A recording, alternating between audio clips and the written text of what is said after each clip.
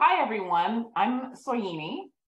I'm very delighted to spend some time with you this afternoon talking about sharing with you some lessons learned from CEO Exclusive, which is the podcast that I created and have been hosting since 2015. Just to let you know a little bit about myself, I'm a career management consultant, and don't hold that against me. But in 2014, I was looking at ways of better connecting with my audience, and really looked at some of my skills, some of my talents. At the time, I was an active member of the National Speakers Association, and settled on and thought about launching a podcast. And when I spoke with all of my advisors, at the time, podcasting wasn't as prevalent, as common as it is now. It really felt like a fit. So in February of 2015, we recorded our first episode. And just to give you a little bit of a, I'll pass it back to Ron to continue his introduction. And then Ron, when you're done, I'll continue. Good to see you. Maybe not. Is it just me, or Meghna, is Ron frozen still? I think he was okay when he came in, but I feel like it's frozen now. Well, unfortunately, I don't think Ron will be able to join. So I would request that you guys continue with your discussion. All right. Request acknowledged. We will press on. So I also just want to share with you, I took a little bit of a glance at some of the folks who were registered for today's discussion, and I saw that a large majority of you are in your own media businesses and may have either have your own podcast properties already, or maybe looking at potentially adding a podcast to the selection of media properties that you already have. And so I'm gonna kind of maybe go a little bit not so linearly and just jump into some of the really big lessons that I've learned that I think might be helpful to you as you either retool or think about your own podcast properties. So what is CEO Exclusive? So as I mentioned, it's the show that I am and Business Radio X, who was my producer, launched back in 2015. We've since recorded over 200 episodes, and the target audience are CEOs specifically of mid-market companies. So we're very niche focused. And mid-market we define as upwards of 10 million in revenue, all the way up to about 250 million in revenue. And the thesis of the show is that CEOs, as they are leading their businesses, have expertise, but more often than not, they're engrossed in running their businesses, and they don't usually have an opportunity to share that expertise with other CEOs or with the market as a whole. So that's how CEO Exclusive was born. It was born as a platform to allow mid-market CEOs to share their expertise, and then also trusted advisors, others who have great information, great knowledge to share with those mid-market CEOs, could come on the show and share what they had to offer as well. So the first lesson that I want to share with you, which as I was looking through some of your companies like Endeavor Media, I think Putnam, other companies that are maybe a part of SIPA or are in attendance, I found that the niche market strategy is absolutely critical. I think gone are the days when somebody can launch a podcast like Tim Ferriss's podcast, or some of these other massive podcasts that are going to end up with 150 million listeners. Like that certainly could happen. But I think the more effective and faster path to success is to choose a niche market, which all of you, at least from looking at your websites, are in very narrow niche markets.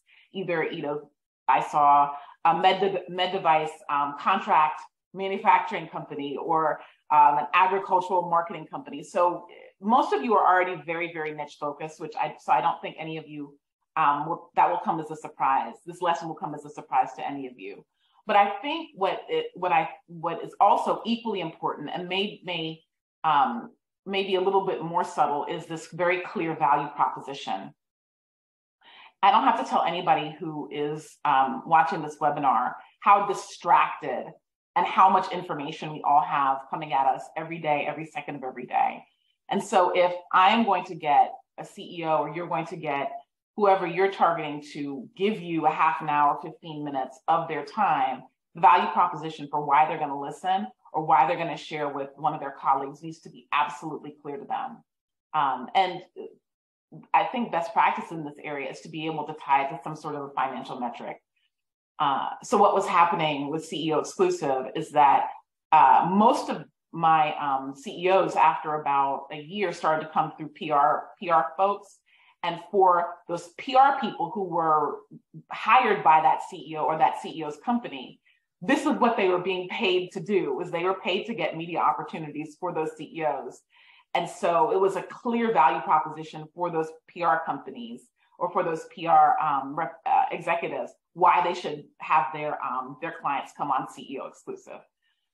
And so while it seems like the pitch is directly to the CEO, in truth, what ended up happening is I ended up having a core group of PR companies that specialize in mid-market and targeting the mid-market, who would bring me guests on an ongoing basis, and then also would partner with me to make sure that that the shows got a good audience and got good visibility. That's lesson one. Lesson two is just about the blocking and tackling of running the show in a way that didn't make me and anybody else crazy, which was to have you have distinct functions. And for me, it was 5 distinct functions and 4 people working to make the show work, make the show work every week. So for me, those functions look like guest development and content. And those tend to go really well together, because when I'm working with a guest, I can also tease out what content we're going to create, what the theme of the show is, what the lead story is going to be. You all are probably much more versed with that language than I am. You know, I think when it comes to content development, I sound like a bit of an amateur because I don't publish, you know, as a part of my regular life. But you understand, right? Like, what is going to be the thing, the key theme for each show. And then Business Radio X was the production company, is the production company that I work with on CEO Exclusive. I've now started to work with Chat with Leaders Media on a second property called Capitalism Done Right. But it's been immensely helpful to me to have a group that, or a group of people that just handles production. I don't have to deal with that at all. I just show up and, you know, with my guests, and they record and it works, and that's been immensely helpful. Having a team of folks specifically dedicated to social media, or have somebody that's specifically dedicated to social media, has also been critical. And I find that with all of these functions, that the person who does social media isn't necessarily the person who should do production, isn't necessarily the person who should do guest development. They're distinct people because of the personalities and the skills that are needed. And then finally, monetization.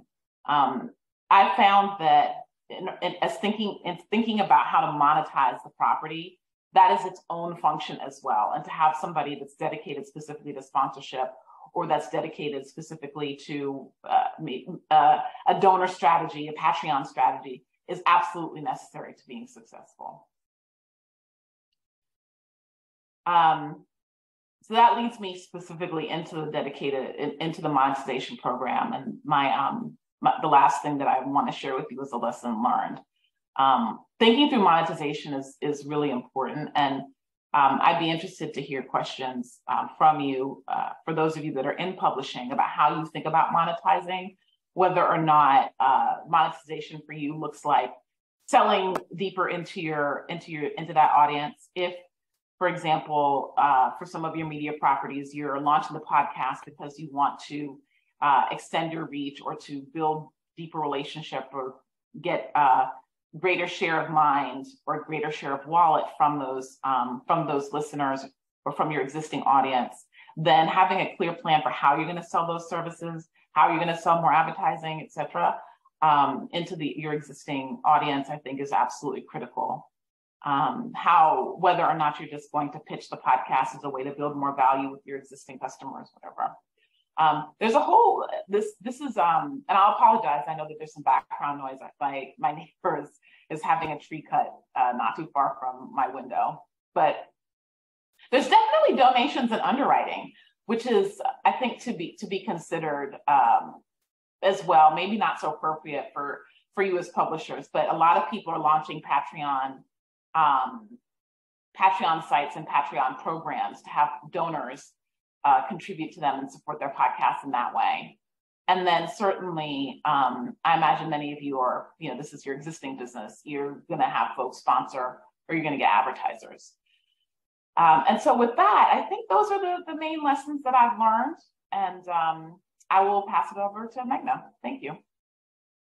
Okay, I'll step in for a minute here. Thanks for going right there, Soyini. Hopefully fixed my issues here. Yeah, I want to encourage any questions that people have to submit them in the Q&A function or chat, whatever's comfortable for you. We'll get to that after Meghna's presentation. I just wanted to say before I read that Haymarket Media, where Meghna works for, they've really doubled down on podcasts this year. They said it's grown 300% for them, and I think they're saying about 20,000 listeners a month. So they're one of a really big major media company that's really putting a lot of eggs in this basket for good reason. And I know awards too that they've acquired. So it will be interesting to hear from Meghna. And one other fact before I turn it over, a survey said that there are more part-timers now doing it than full-timers, and I'm wondering if that's because we're all wearing so many hats now, and then podcast is just one more thing that we have to do. So that's, I find that interesting also. All right, Meghna, yeah, it's all yours here. Thank you.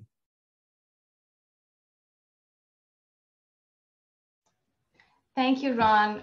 Thank you for that sweet introduction. I kind of agree with everything that Soyini was talking about, about how we kind of approach this with a mind of our audience wanting to consume content in a different format. I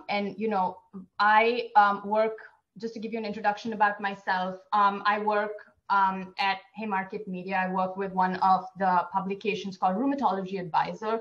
So the audience that I cater to through my podcast is a very niche audience. They're practicing rheumatologists in the United States. I'm also, of course, the podcast host and the creative behind Rheumadvisor on Air. To give you a little bit of a background about, the podcast itself, Rheumadvisor on Air was started in the midst of the pandemic. It doesn't date back to what Soyini was talking about. In 2014, I wasn't even thinking about podcasts, but just the timeliness of the podcast. I think we commend ourselves greatly on how we launched the podcast in the midst of the pandemic, when people were kind of struggling to find their routines, and it was a new normal for everybody. So we thought this would be a good way for people to consume content without actively having to read a 3,000 or a 5,000 word article, and have it in a more conversational, casual format, as podcasts mostly are. With that, I'm gonna talk a little bit about the podcast strategy that I typically have used for Rheumadvisor on Air, that is the podcast. Rheumadvisor on Air, as Ron mentioned, was nominated as a finalist for the Neil Awards this year in the Best Podcast category. And I think, there are several different ways we measure success. And I think that the podcast reached so many people, and that it got the recognition that it did was one of the ways that we, that allows us to move on and to create more episodes for our audience. With that, let me just quickly share my screen.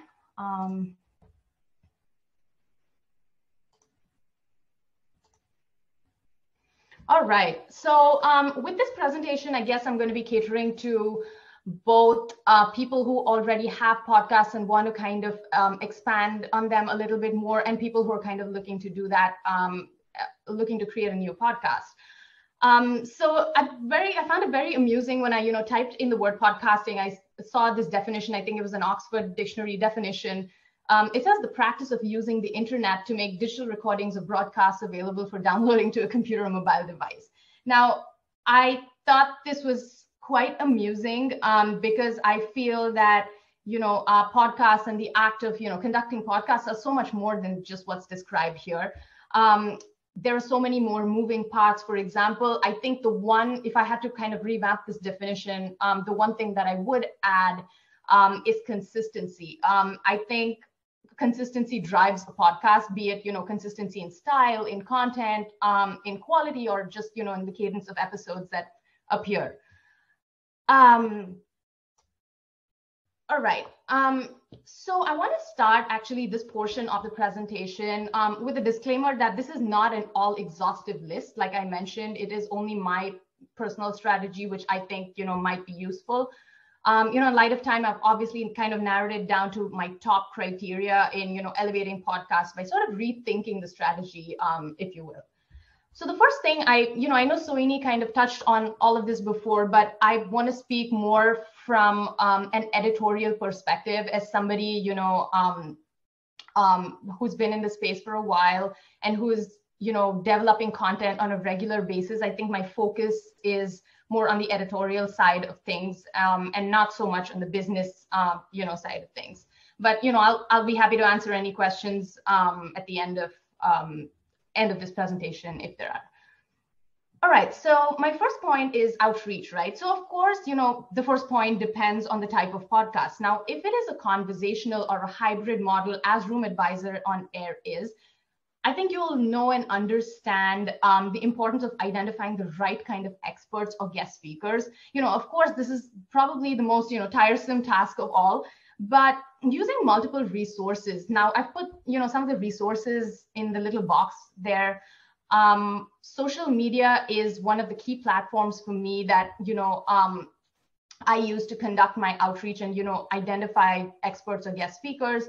PR emails from PR firms, organizations, which is mostly medical organizations, hospitals, connections from either a past job or just working within the space. And conferences are yet another great resource for us, where we source a lot of material from. And other resources obviously relevant to the industry. To take an example, because Rheumatology Advisor is a medical publication, we get a lot of monthly journals that come to our inbox. And so, we use some of that to identify resources. So after, we identify a guest speaker or an expert, the whole communication channel with them begins, right? Now, the same kind of goes with identifying topics as well. Either I go into, developing an episode with a basic idea in mind, which I find, through my research, or, I browse the internet for ideas. Again, social media, key platform for me, in doing all of this.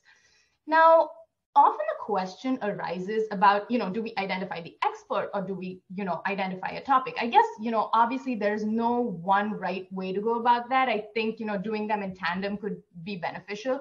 But let me give you an example. For the last few years, as we were talking about earlier, COVID has single-handedly sort of ruled every space and every industry. And I think it was considered the trending topic. So I, have gone about my research with a skeleton of what I wanted to address. So specifically, there was this one time I wanted to talk about long haul COVID because, it was something that was trending at that time. And, identified speakers accordingly. So people, who were able to talk to me about that. So that is about the outreach part of it. Super important first step. The next is obviously content. It goes without saying we're all making content with a specific audience in mind, right? Or at least that's how we should be, going about it. So I guess aligning your content with your audience's needs always needs to be front and center. I keep reminding myself sometimes of this every time I veer off, again, on Rheum Advisor on air, I was telling you caters to the needs of rheumatologists. So, if I wanted to do a COVID episode, for example, I would have to tailor, questions and content in a way that it adds value to my audience as well. So the next point I've added on there is research. It's about doing your research, right? I can't emphasize, enough how important doing your homework is, especially if you have, multiple people or guests appear on your podcast. Now, a well-informed conversation, obviously, provides clarity in thought and speech and obviously improves outcome. And I think that has been one of the strengths of the Rheum Advisor podcast is that we spend a lot of time and pay a lot of attention to doing our research so as to appear well-informed and have a more well-rounded conversation. The next point, and something, I love thinking about is, do I choose a trending topic or do I choose a unique topic that people want to know more about? I mean, this is perfect, from a marketing standpoint, but I guess a simple answer to this would be mix it up. I added some examples to, my next slide that we can review later on. All right, moving on to the next thing, which is audience engagement. Of course, again, equally important, if not, one of the most important aspects of it. You have a podcast episode, you have a podcast, you want to reach people, you want to engage with people, and you want people to engage with it. So what makes the audience engage, right? So what factors drive people to an episode on your podcast? Is it a title with, good SEO value? Is it the expert? Is it the topic itself? Is it, maybe the duration that is, aligned with, listeners' time? Is it maybe, are they coming to the podcast for you? Are they coming to the podcast, for your style? Soyini was talking about a couple of other podcasts, and I think nailing this down, what drives people to an episode on your podcast could be really the key to setting up your podcast up for success. Now, I included a little pro tip there, transcript. So this was something that really elevated our podcasts, so to speak, where with every episode we would include a written transcript. So it was a great way for people to kind of come there and consume the same episode in a different format, or people wanted to refer back to something that was not clearly mentioned, or the audio quality wasn't good at that point, or whatever, for whatever reason, they would go back and look up the transcript, or if they just wanted more detailed information. And I've also put a question, there about how do we engage with the audience. Again, no surprises there. I think social media, and I want to, especially talk about Twitter and LinkedIn, has been really great for engaging with the audience. Just small things on Twitter, like once you conduct an episode with a certain guest, that is, if you are doing that. Writing out posts, tagging individuals and, the respective organizations goes a long way. I want to stop here for a second to tell you that my team, Soyini was talking about how, we need different people for different aspects of a podcast. My team at Rheumatology Advisor is a very small team. So for the podcast too, since we're donning, many hats, we're publishing content on a regular basis. It is the same team that works on the Rheum Advisor podcast as well. So we have somebody who handles production. We have somebody who handles, the logistics and the site itself, and, about like publishing content on there, how, beautifying the site and things like that. So I guess it often comes down to all three of us to do all of this at some point of time, which is why, I've actively taken the initiative to, be more present and, engage more often on social media. Because you're probably wondering why somebody who's, the creative head and the host is also doing social media. But, that's just because we're a small team.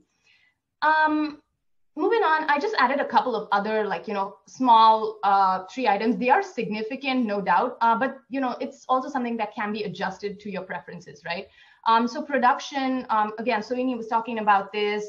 I love a podcast or a podcast episode with great sound quality, without any background noises. But honestly, what we've kind of realized, and we will talk about it later, is if you have really good quality and interesting content, I don't think minor disturbances, or so far, minor disturbances with regard to sound are really going to stop your audience or your listeners from coming back for that content, right? So I think that is, definitely something to think about. I don't think, we have to beat ourselves up, especially, in light of we're all at home, we all have things going on. Minor disturbances to sound. I'm not saying, the entire episode has to have terrible sound. That would be really, disturbing and bad. But minor issues shouldn't, really be a problem. The next thing is style. Now, it's great to have a signature style. We all do, of course, but I think this is the one thing that can evolve over time.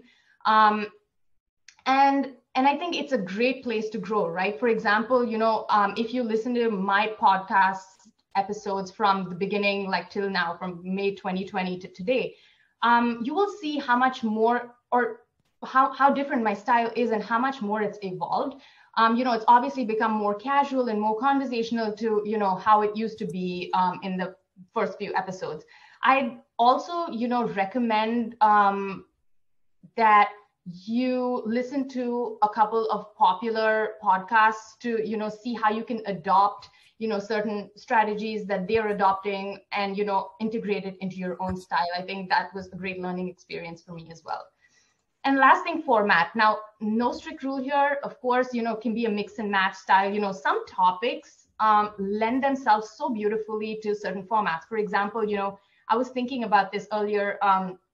Something as controversial maybe as, the use of opioids for pain management, for example, can be best presented with, 2 experts on, either side of the table, kind of defending their opinion. But if you take a topic about, say, news and a roundup of news and research in a certain disease state, it doesn't need to have that kind of approach. You can just have, one person, kind of in a monologue or like a solo person, talking about something like that.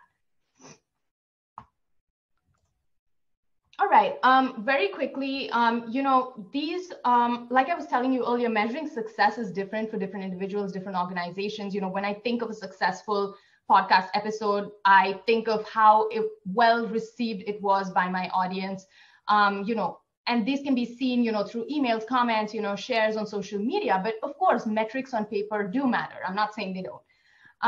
But I am always wary of the latter. I'm always a bit wary of metrics and analytics, because a lot of things drive it. There are different ways to interpret those numbers, to make something work. So a few examples from the Room Advisor on Air podcast. So if you see the first episode that I've listed on here, the elephant in the room, burnout among the workforce. Now, as you can see, it was a super engaging title. It did really well because it was a trending topic among healthcare providers. And, the value add on this episode was about, how to address burnout among clinical practice. So it also gave, the listener an idea about, what they could potentially use in their own clinical practices. Second one, make room for mental health in pediatric rheumatology, was an under-addressed topic apparently by the community. And it included, for the first time actually on the podcast, it included crosstalk by 3 experts, all 3 from different places. One was a clinician from Canada, one was a clinician from the United States, and one was a pediatric researcher who was on the show to kind of, talk about mental health among the pediatric population. And it was also conference material, which, kind of pulled people in a little bit. The third one, intriguing and compelling topic, of course, but it was a rare topic, like, as the title says, rarest of them all. It was also something that people didn't know much about. And also the expert on this topic was a really great guy, and he's a top expert in his field. So people were pulled into the podcast and, kind of were drawn to it because of his expertise. The fourth one was something that was recently published, in a journal. This was from July 9, 2020. So it was published in a leading journal, and, it addresses obviously important issues, as you can see. So there's nothing, crazy about the headline itself, but I think what I'm trying to get at is people come to a podcast for different reasons. And nailing that down and figuring out what works can really set you up for success. And the last one is actually an interesting one, because as you can see, the title is a pretty basic title. It just says patient care at the intersection of rheumatology and neurology. But this episode I had co-hosted with a colleague. And I think one of the things I should have mentioned earlier is about co-hosting and, kind of while you're mixing up formats, is to get like more people to join in the conversation. So when I co-hosted this episode, with a colleague, I think the value add for, our listeners was how different specialties, could collaborate with each other in the future. So I think that was an interesting thing, just from their perspective too, to figure out, what's the best way to go about, collaborations. All right, and my last slide, something, obviously Soyini articulated what she learned super beautifully. I don't think I could do justice to that, but, these are just some of the basic things that I learned. I haven't been doing podcasts for very long, but, I've grown to like it so much, and I'm constantly learning, and as, one should with this kind of platform. So we noticed that, so these are about like there are 5 lessons that I learned in my podcasting journey. And, we've had shares of ups and downs during podcast creation, execution, and all that. Most of these are self-explanatory, but, I'm happy to go over them with you. So after much, trial and error, back and forth with statistics, we noticed that listeners appeared to be coming back to the podcast based on the expert level or the seniority of the guest speaker itself. So that was something, that was really surprising, that people were choosing, although, there could be several reasons why something worked, but people were choosing to come back based on the speaker itself. The second one was publishing content that you are content with. So this is something I learned recently, that top level experts may not be top level speakers, right? So if I conducted an interview with, a distinguished guest, whose content didn't align with our standards, I would either, do a couple of things. I would either re-record after, providing feedback, I would maybe find someone else that fits the bill, or, maybe shelve the episode and, come back to it like at a later time. Basically, I think what I'm trying to get at is I would not recommend publishing something that is unsatisfactory, which leads me to the next point, that everybody needs backups. I know this is the boring part of, the lessons that I learned, but from a logistic perspective, I cannot recommend enough how much, making backups of audios, making backup, and of course, having backup speakers, if that's the kind of podcast that you're into, and who can fill in, can only be useful to tap into at some point of time. And even if you're not using the backup speaker for that particular topic, you can always come back to it with another topic in the future. Again, the importance of prep calls. Now, this is something that I put on there because it was really a lesson for me, that as the interviewee, or as a host of a podcast, my listeners are coming to my podcast to listen to the guests speak, the experts talk, basically. So I would always try to avoid conflict before the actual recording of a podcast, then kind of figure it out on the go.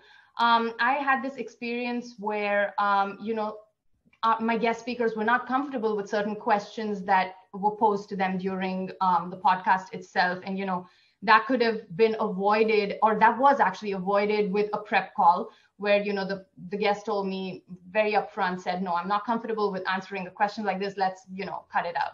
So I think something like that, like a dialogue between you and people who appear on your podcast is really important. And the last thing, as I've also learned to do quite recently, is to enjoy the conversation, not just be a part, not just be the interviewer, just to also try to be a part of the conversation, get into the flow and, enjoy the discussion. So I guess these are, the 5 things that I learned, and I'm still learning every single day. So yeah, I'll be happy to hear any of your thoughts, your feedback. Back to you, Ron. Okay. All right. Thank you so much, Meghna. That was excellent, and we are getting some questions now, so that's good. Soyini, I wanted to bring you back in here. Meghna talked about evolving as a host as she gained more experience, and how did that work for you? You've done, wow, you what, at least 250 episodes. How did your style and evolve over those episodes? Oh, you're on mute. Sorry. Yeah, I know. I was saying, wow, it's been a remarkable evolution. So when we started, as I mentioned, we were bringing on CEOs, and we were sourcing mainly from the Inc. 5000 or like companies. So companies on Inc. 5000, the equivalent pace setters, they call them in Atlanta, which was the group of the 100 fastest growing companies, mid-market companies in the city of Atlanta, or from best places to work. And what I began to learn as I was having these conversations with the CEOs is that there was a shift in like the business climate, business ethos called conscious capitalism. I didn't know the name of it at the time. But after maybe like a year or so, this idea of using these smaller businesses, using their companies as a platform to do good in the world just became really evident. And I met one of the sponsors of the local conscious capitalism chapter in Atlanta. And we have now launched a partnership where I have a joint venture with the conscious capitalism chapter of Atlanta called Capitalism Done Right. And I'm very excited about it. And for those of you who haven't heard of conscious capitalism, I anticipate if you haven't heard of it, you will, because it's I think a very important movement in business. So that's one part of the evolution that's taken place. It's very exciting. That's terrific. And okay, let me from our questions here, let me read. Are you distributing your podcast on YouTube as audio with a still image or full video? If yes, what's your experience with views and listens on YouTube? Does that resonate for either of you? Meghna, you want to take that one since I took the first one? Yeah, absolutely. So we don't, at Rheumatology or the Rheum Advisor podcast, we don't market it, or we don't put it on YouTube for various reasons. But I think the one thing that we do in terms of still image versus like a little audio clip is we do that on social media, where instead of putting a still image of the image associated with a particular podcast, we do have our digital content editor, the guy who kind of helps me do all of this and improves the sound and whatever. We do create like maybe a 20 or like sometimes even like a 10 or like a 20-second clip of one of the most important lines, or something really eye-catching. You're catching, eye-catching, I'm saying. Something that really catches your attention. So we take, a 10-second clip, And we place it on there for people to kind of listen to it and say, oh yeah, that sounds interesting. You know, I want to hear more about it.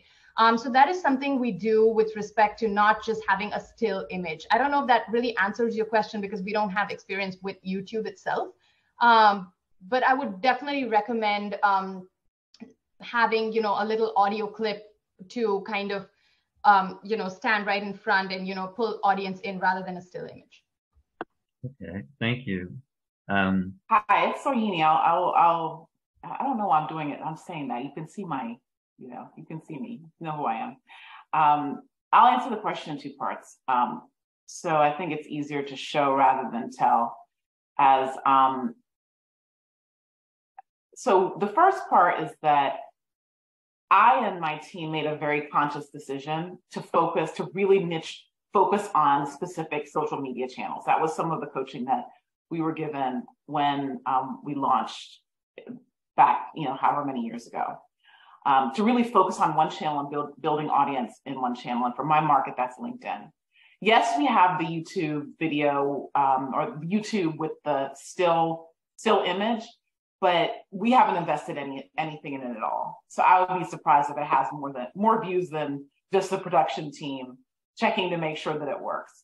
It is there, but we don't feed it at all. And I think it's just because the marginal effort to get the audio up with the still image is so small that we just have decided to put it there. I don't know that will continue. But to Meghna's point, what we have chosen to do is to have like a short video clip that you can see here. It's this Tom Murphy, one of the kind of iconic restaurateurs here in the city of Atlanta. This is the video clip. And then, you know, similarly, this is Jenny. She has also a series of restaurants, Super Jenny. And then in addition to that, we do have in video, we also do posts with sound bites as well. So that's the strategy we've chosen to pursue. And, you know, my hope is not really to have a bunch of listeners or viewers across multiple platforms, but to really have, you know, eventually, you know, hundreds of thousands of listeners and, you know, grow my audience really, really deep in LinkedIn. Hopefully that's helpful. So it's a conscious decision not to pursue some of those other social media platforms. Okay. Those are great answers. Thank you. What one attendee pointed out that we did mention production tips in the initial marketing description here, and I know you both have folks helping out, but Soyini, I wonder if you are. Let's take a couple minutes here. Are there any? What are a couple of the biggest tips you learned production-wise? You mentioned sound. I think Meghna might have mentioned sound, but what have you found that you would say right off is all right? You know, make sure you're doing this production-wise. Two things. I think for me, this depends a little bit on your brand strategy. So given the market that we're after, excellence has to be a part of our brand. So folks who are on the Inc. 5000 who are doubling the size of their company in a year, they're looking for excellence. And so doing a podcast where I'm like filming myself on my phone in my car, for some audiences, that's beautiful because that's consistent with the brand. For the audience that I serve, that simply would not work. And so I would give some thought to what your brand strategy is, what represents your brand, the way that you think is consistent with the image that you want to present to your audience. With that being said, there's a huge variation in the amount of the quality of production and how much you invest in production. So if you want to do a podcast, could be simply doing a Zoom and flipping the switch. I mean, you pay for whatever the Zoom membership is for a month, you know, $50 or $12 or whatever it is to have Zoom. You flip the switch, you record, and you throw it up on LinkedIn, YouTube, or whatever, right? That's production. That you have your podcast, you have your audio, you have your video. There's your product. So there's that, all the way up to going and being in a live studio, which is what CEO Exclusive was up until the pandemic. Business Radio X has live in-person studio recording. that was how we did it. We can have an offline conversation. I'm happy to have an offline conversation about how I motivated CEOs to be willing to show up at 7 a.m. on a Friday in person, in studio. So it does happen and it can happen. But just like I said, given the brand that we're trying to build and who we serve, like it had to be special. And that's at a completely different level of cost and investment. So, and a lot of people now have their own studios. So for some of you all who have your own media companies, it might be worth the investment for you to create your own studio if you have an office, a physical space, and soundproof it, buy the equipment, etc. And I remember also some of the photos you took when the CEOs came in, and that was always very impressive to see that. So that added to the marketing, I think, to have those. So the short answer is think about your brand. Okay. And Meghna, I know we talked that you couldn't do it without your team around you. What have you learned most about production values? Yeah, I mean, I feel like, again, I think what Soyini said is really important in terms of thinking about your brand. So because my our podcast caters to rheumatologists who don't really have that much time, right? So they're listening to this like between, shifts at like a hospital or whatever. I did mention, in my presentation as well, that things like sound quality or anything apart from the actual content took a second step.